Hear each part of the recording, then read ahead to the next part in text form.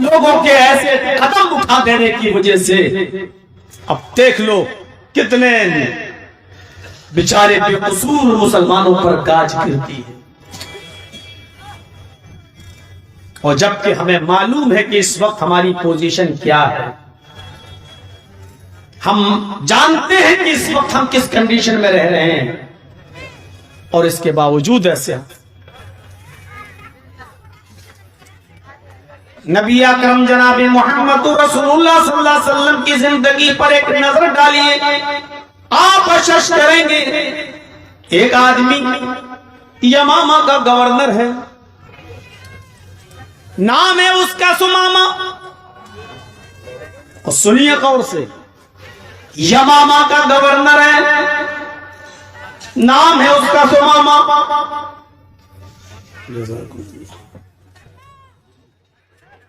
نام ہے اس کا سمامہ، بھیس بدل کر شکل بدل کر مدینے میں داخل ہوتا ہے، اور کس ارادے سے داخل ہوتا ہے سنیے،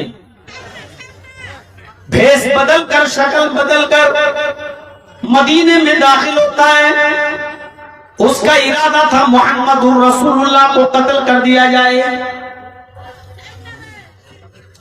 آج تھوڑا سا پتہ چل جائے، صرف سی آئی ڈی کی رپورٹ، ایل آئی او کی رپورٹ، تھوڑی سی اگر کسی کو پتہ چل جائے کہ یہ آدمی اس ادارے سے اس ارادے سے دلی میں داخل ہوا کہ یہ پردھان منتری پر حملہ کر سکتا تھا، چیف منسٹر پر حملہ کر سکتا ہے، بس اتنا سا سراغ لگ جائے اس کے بعد آٹومیٹک ثبوت فراہم ہو جائیں گے۔ کبھی کبھی تو ایسا ہوتا ہے دھماکہ بعد میں ہوتا ہے، نام پہلے ڈیسائیڈ ہو جاتے ہیں کہ یہ کون ہے۔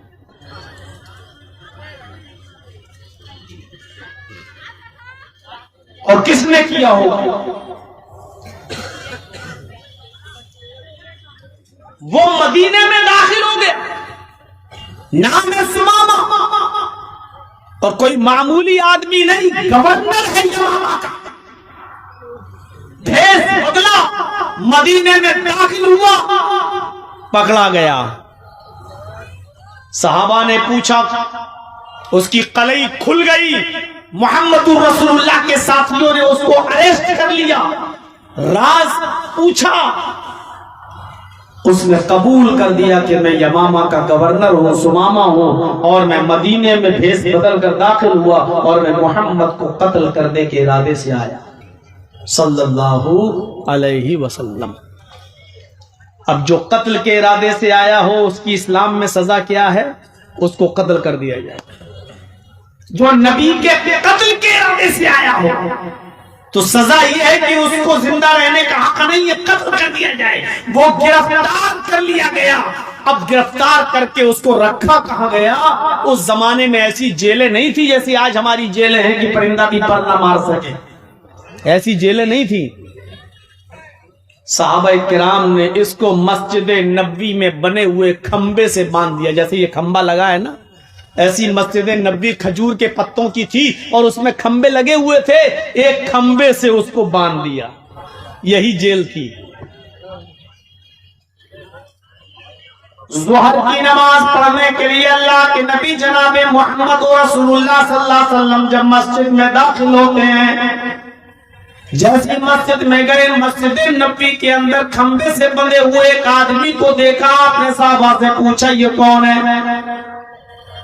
لوگوں نے بتایا اللہ کے نبی یہ سمامہ ہے، یمامہ کا گورنر ہے، آپ کے قتل کے ارادے سے مدینے میں داخل ہوا اور پکڑا گیا، ہم اس کو گرفتار کر کے یہاں لائے ہیں، آپ کا جو حکم ہو اس کے ساتھ وہی سلوک کیا جائے۔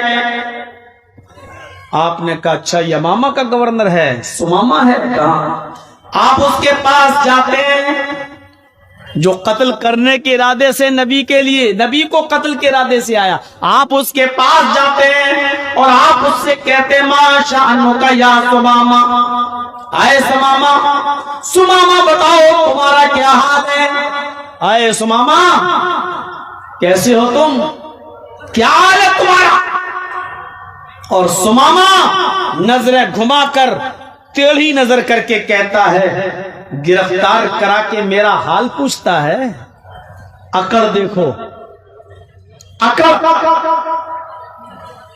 मदीने में है, गिरफ्तार है, और अकड़ देखो मोहम्मद रसूलुल्लाह से कह रहा है, गिरफ्तार करा के मेरा हाल पूछता है।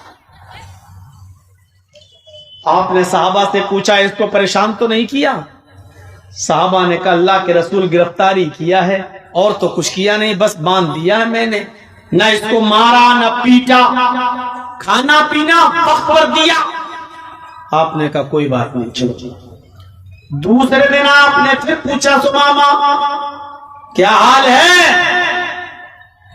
सुमामा फिर वही जवाब। अरे क्या बार बार हाल पूछते हो, गिरफ्तार करा के हाल पूछते हो मेरा?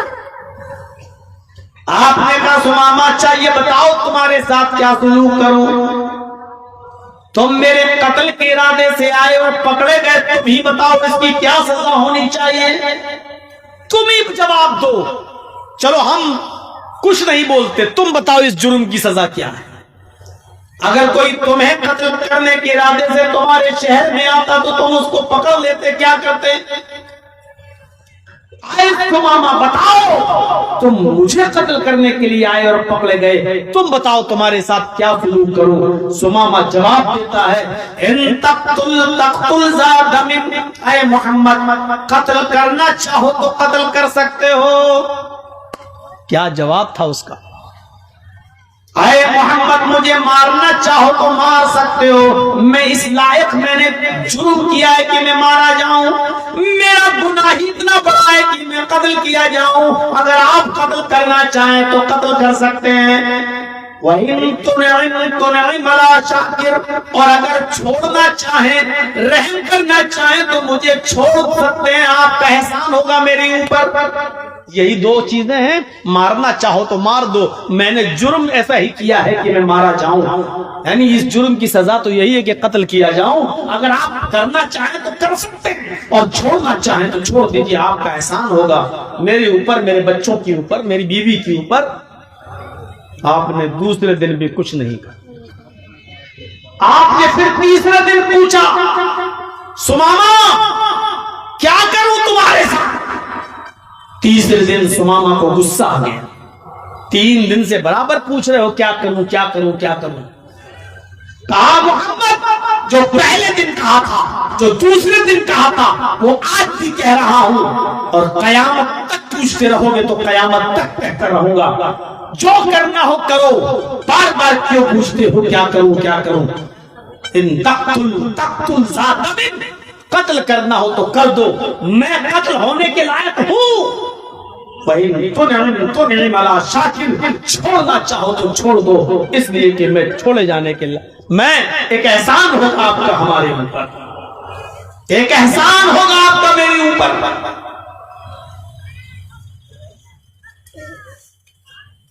तीसरा दिन था,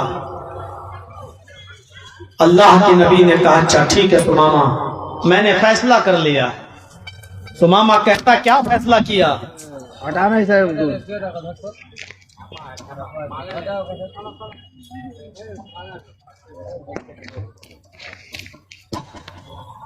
सुमामा ने कहा क्या फैसला किया, कत्ल करने का या छोड़ने का? अल्लाह के नबी जवाब देते हैं सुमामा मैंने छोड़ने का फैसला कर लिया है कि मैं तुझे छोड़ दूंगा, लेकिन मेरी एक शर्त है, और शर्त भी कितनी छोटी। और नौजवानों जरा मेरी तरफ देखो और गौर करो कि इस्लाम का कायद और गाइड और रहबर क्या है। कहा मैं छोड़ दूंगा लेकिन शर्त है मेरी। क्या शर्त है? आपने कहा सुमामा एक बार मुझे देख ले, मैं जब भी आता हूं तू चेहरा फेर लेता है, मेरी नजर से नजर नहीं मिलाता, मेरी आंखों में आंखें डालकर बात नहीं करता, मेरा चेहरा नहीं देखता, मेरे चेहरे से तू नफरत करता है, तू एक बार मुझे देख ले, मैं तुझे छोड़ दूंगा, तू मुझसे बात तो कर, नजर से नजर तो मिला। आप ही बताइए, मौलवी जर्जीस को अगर फांसी की सजा हो जाए और मोदी जी हमसे ये देख ले ہم تجھے چھوڑ دیں گے، تیری سزا معاف کر دیں گے تو ہم دیکھ لیں گے یا نہیں دیکھ لیں گے؟ ارے جان بچ رہی، ہم تو فوراً دیکھ لیں گے، لیجیے مودی جی چھوڑ دیجیے۔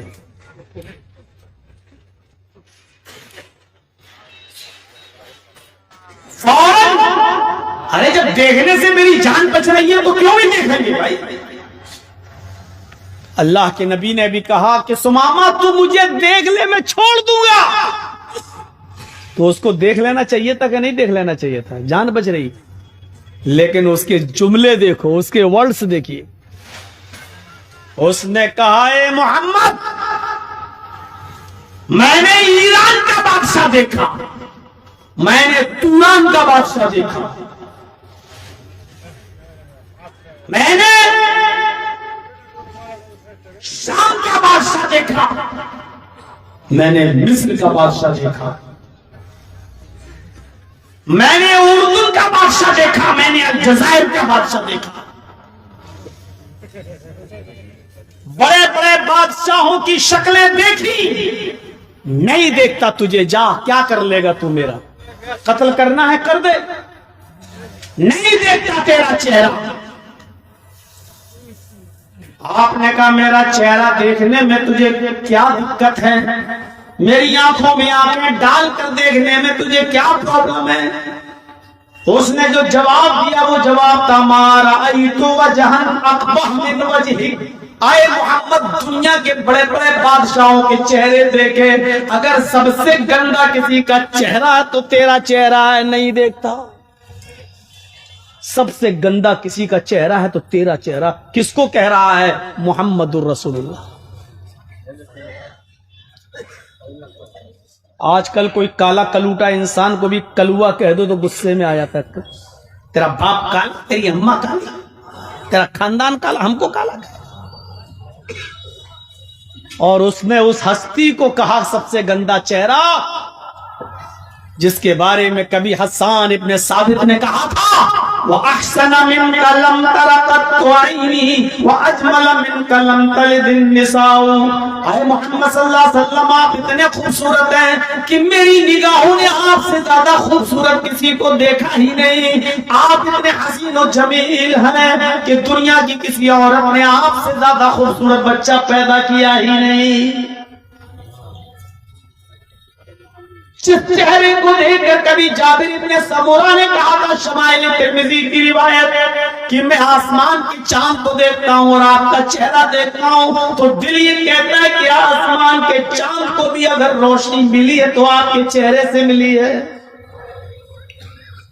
ایسا چہرہ، اور اس کو کہہ رہا ہے سب سے گندا، سب سے گندا۔ حضرت عمر فاروق کا ہاتھ تلوار کی میان پہ مچلنے لگا۔ اللہ کے رسول اشارہ کیجئے اس کی گردن کاٹ کے آپ کے قدموں پہ ڈال دوں۔ آپ نے عمر سے کہا تلوار کی میان پہ ہاتھ مت رکھو، تم تلوار نکالنے میں بہت جلدی کرتے ہو۔ عمر نہیں، اس نے گالی مجھے دی ہے تمہیں نہیں۔ آپ نے کہا سمامہ ٹھیک ہے مجھے نہیں دیکھتا، مت دیکھ، اچھا ایک بار میرے شہر کو دیکھ لے، مدینہ کو دیکھ لے، مدینے کی آب و ہوا کو دیکھ لے، مدینے کے لوگوں کو دیکھ لے، دیکھ میری تعلیم سے مدینے میں کیسے بھائی چارہ پیدا ہو گیا۔ ایک شخص دوسرے کے لیے اپنی جان دینے لگا، جبکہ پہلے دوسرا ایک دوسرے کی جانیں لیتا تھا۔ آج یہ لوگ کیسے ہو گئے ہیں؟ ذرا میرے شہر مدینے کو دیکھ لے۔ کہنے لگا محمد نہ تیرا چہرہ دیکھتا نہ تیرا شہر مدینہ دیکھتا، جا میں نے ایران دیکھا، میں نے شام دیکھا، میں نے مصر دیکھا، میں نے فلسطین دیکھا، میں نے سیریا دیکھا، میں نے اردن دیکھا، میں نے بڑے بڑے ملک دیکھے، سب سے گندا کسی کا شہر ہے تو تیرا شہر مدینہ ہے، نہیں دیکھتا تیرا شہر، تجھے جو سزا دینا ہو دے۔ غور کرو، ہمارے قبضے میں، ہماری مٹھی میں، ہمارے قبضے میں، اور ہمیں تو گالی دے رہا ہو کہ چاند نہیں دیکھتا۔ آپ نے کہا مجھے بھی نہیں دیکھتا، میری بستی کو بھی نہیں دیکھتا۔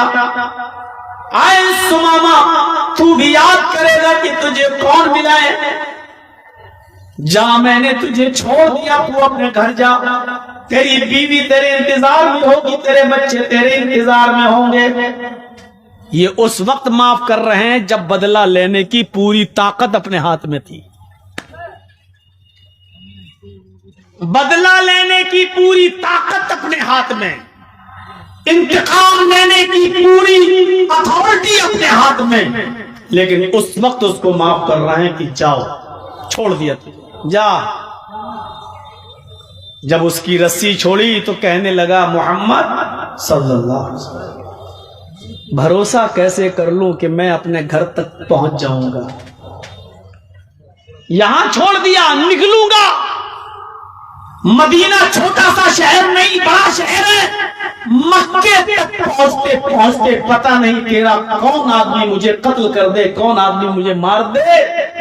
اس بات کی گارنٹی کیا ہے؟ یہاں سے چھوڑ دیا تو میں گھر تک خیریت سے پہنچ جاؤں گا. آپ نے کہا سمامہ اسی لیے میں نے کہا تھا کہ میرا شہر مدینہ دیکھ لے. میں جس کو چھوڑ دیا میرا کوئی صحابی اس آدمی کو قتل نہیں کر سکتا ہے. تو نے میرے وفادار صحابہ کو دیکھا کہاں ہے؟ اب تجھے ڈر لگتا ہے کہ میں مکے تک پہنچوں گا کیسے؟ تو آئے عمر, اب تمہاری ذمہ داری ہے اس آدمی کو مکے کے بارڈر تک چھوڑ کے آؤ.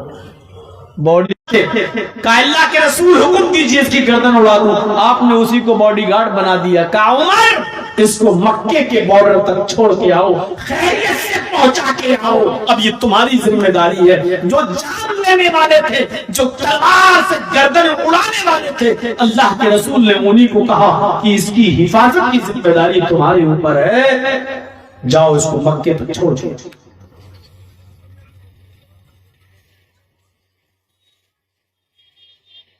حضرت عمر سوچتے تو اچھا سوچ سکتے تھے, چلو ٹھیک ہے اکیلے میں مار دوں گا, نبی بھی نہیں ہوں گے, کام تمام کر دوں گا اس کا. لیکن نہیں, اب حفاظت کی ذمہ داری نبی نے دی ہے. اب اس کی حفاظت میرے ذمہ ہے, پہنچانا اس کو میرے ذمہ. لے کر گئے کہ چلو مکے سے مدینے سے نکلا, مسجد نبوی سے نکلا, صرف 2 میل دور بھاگا, بس صرف 2 میل. کہتا ہے عمر مجھے غسل کرنا ہے, گرمی لگ رہی ہے, کنواں تھا وہیں پر کپڑے اتارتا ہے, غسل کرتا ہے, وہیں کپڑے پہنتا ہے. حضرت عمر تلوار نکال کر اس کی دیکھ ریکھ کر رہے ہیں کہ کوئی اس پر حملہ نہ کر دے. جب غسل کرتا ہے تو بجائے مکہ جانے کے پھر مدینے کی طرف آتا ہے, پھر مسجد کی طرف آتا ہے. آپ نے کہا حضرت عمر نے, سمامہ ادھر کہاں جا رہے ہو؟ مکے کی طرف جانا ہے, تمہارا راستہ ادھر ہے, تم ادھر کیوں جا رہے ہو؟ کہا آیا اپنی مرضی سے, جا رہا ہوں اپنی مرضی سے, اب میں تمہارا حکم نہیں مانوں گا. سیدھے مدینے آیا, مسجد نبوی کی چوکھٹ پکڑ لیا.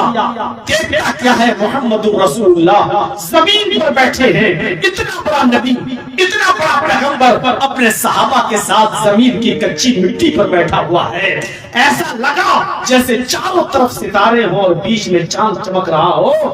اور بیچوں بیچ میں محمد رسول اللہ کو بیٹھا ہوا دیکھ کر مسجد نبوی کی چوکھٹ کو پکڑ کے کہتا ہے, اے محمد ابن عبداللہ. اللہ کے رسول نے نظریں اٹھائیں, کھڑے ہو گئے. سمامہ کیا ہوا؟ عمر نے تم کو پریشان کیا کیا؟ کسی نے تمہیں زبردستی یہاں لے کر آیا؟ میں نے تو تمہیں چھوڑ دیا, اب کیسے تم لوٹ کر آئے؟ کیا کسی نے تمہیں مجبور کیا ہے؟ فرمایا نہیں. پھر کیوں آئے؟ کہا اپنی مرضی سے آیا. کہا کس لیے آئے؟ کہا اے محمد ابن عبداللہ آپ کو رسول اللہ ماننے کے لیے چلا آیا. یہ یمامہ کا گورنر اپنی گورنری کا تاج اتار چکا ہے, آپ کے پیروں کے جوتے صاف کر کے آپ کے پیروں میں پہنانے کے لیے, یہ غلامی کرنے کے لیے چلا آیا ہے. میں بھی کلمہ پڑھنے کے لیے آیا ہوں. اشہد ان لا الہ الا اللہ و اشہد ان محمدن عبدہ و رسولہ. یہ کلمہ پڑھا اور اسلام لیا. اس واقعے کی روشنی میں بتائیے کہ اسلام کا چہرہ کیا ہے. اپنے ہاتھ میں باغ ڈور, اپنے ہاتھ میں سب کچھ, اور اس کے باوجود دشمن کو معاف کر رہے ہیں اور چھوڑ رہے ہیں. تمہارے ہاتھ میں تو اس وقت کچھ نہیں ہے اور پھر بھی تم اتنا بڑا